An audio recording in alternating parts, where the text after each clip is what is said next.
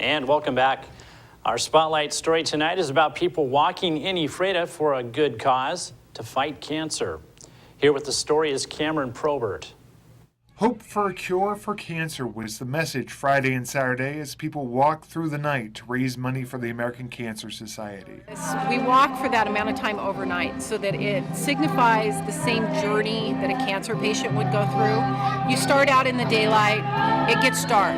It's the same way as a cancer patient. Sometimes it's the darkest time in their life is right before the dawn comes up. The sun will come up, things will turn around and they'll get better. Participants at the 12th annual Relay for Life of the Columbia Basin gathered at the Ephrata High School track and raised at least $51,000 for the organization.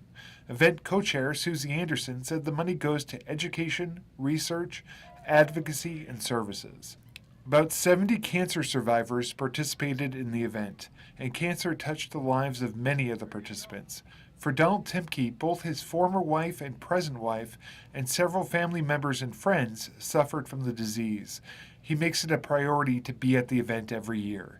Because my wife's a survivor and my daughter's mother, who my wife and I both love dearly, I figured I owed it to her. For Anderson, her father's struggle with the disease brought her to participate in the event. Her father died in 1993.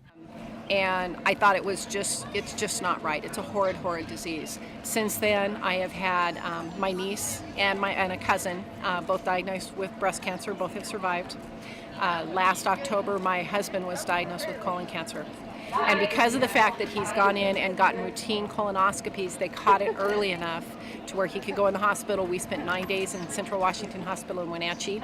He came out with 2 foot less colon, but otherwise healthy, a good bill of health.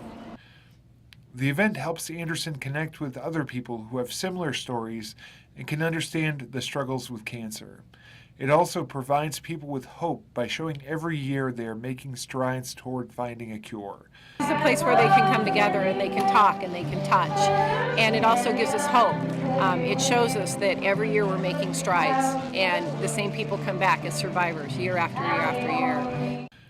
About 15 teams raised money throughout the year for the event, including the PUD Volkswalkers, who raised more than $18,000 for the event through a series of fundraisers, including providing meals for employees every Monday. And we also, twice a year, we have an email auction.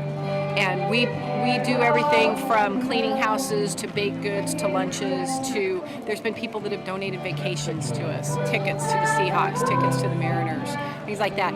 We will raise in 8 hours time on one of our auctions, we raised $7,000.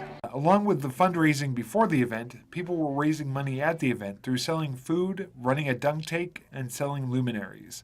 The luminaries were white paper bags lit with a candle and decorated with the names of people who had struggled with the disease. As the night settled on the crowd, the lights were shut off and people walked by the light of the luminaries.